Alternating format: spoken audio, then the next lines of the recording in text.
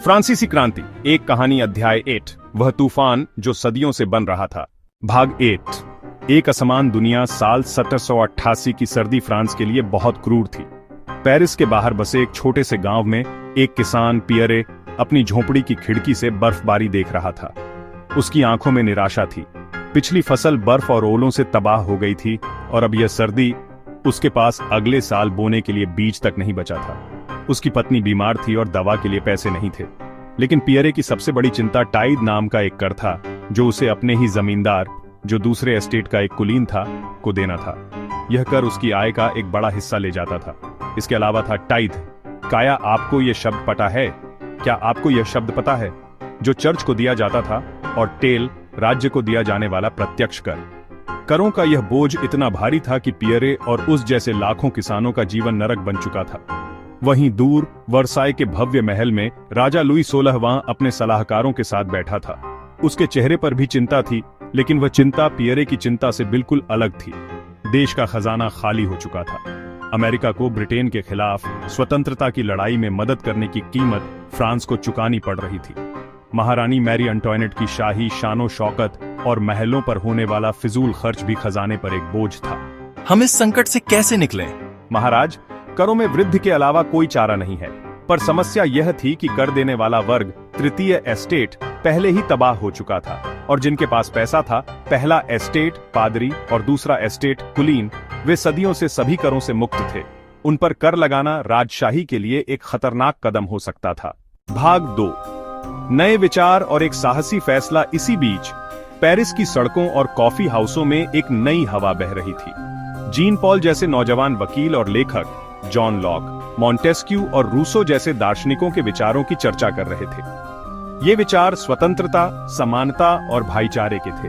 ये लोग पूछ रहे थे, क्या ईश्वर ने ही समाज को इन 3 वर्गों में बांटा है? क्यों कुछ लोग जन्म से ही विशेषाधिकार प्राप्त हैं और बाकी लोग सिर्फ कर चुकाने और मेहनत करने के लिए पैदा हुए हैं? इन नए विचारों ने तीसरे एस्टेट के लोगों में एक नई चेतना भर दी। वे अब चुपचाप अन्याय सहने को तैयार नहीं थे। आखिरकार वित्तीय संकट इतना गहरा गया कि राजा लुई 16वां को 5 मई 1779 को एस्टेट्स जनरल की बैठक बुलानी पड़ी। यह सभा इस 75 साल बाद बुलाई जा रही थी।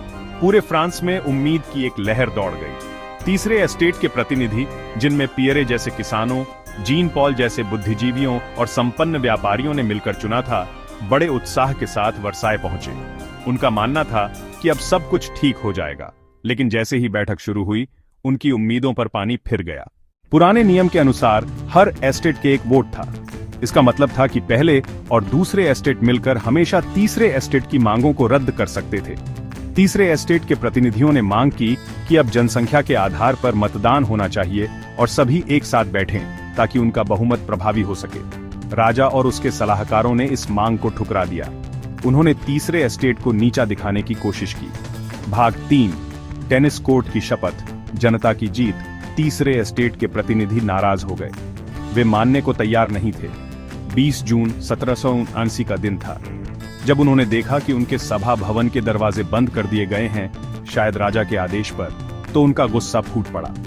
वे पास ही स्थित एक इंडोर टेनिस कोर्ट में जमा हुए। बारिश हो रही थी, लेकिन उनका जोश कम नहीं था। उग्र भाषण हुए। आखिरकार अपने नेता मिराबो और अब्बेसियस के नेतृत्व में उन्होंने एक ऐतिहासिक शपथ ली। एक जोरदार आवाज में सभी ने प्रतिज्ञा की, हम शपथ लेते हैं कि जब तक फ्रांस को एक संविधान नहीं मिल जाता, जब तक इस देश की जनता के अधिकारों की गारंटी नहीं मिल जाती, तब तक हम कभी अलग नहीं होंगे। हम हर जगह और हर समय इकट्ठा होते रहेंगे। इस टेनिस कोर्ट की शपथ ने राजशाही की नींव हिला दी। ये पहली बार था जब आम जनता के प्रतिनिधियों ने राजा की इच्छा के खिलाफ जाकर खुद को सच्ची सत्ता घोषित किया था। यह अब एक क्रांति थी, शब्दों और संकल्पों की क्रांति। भाग 4। बास्तील का पतन।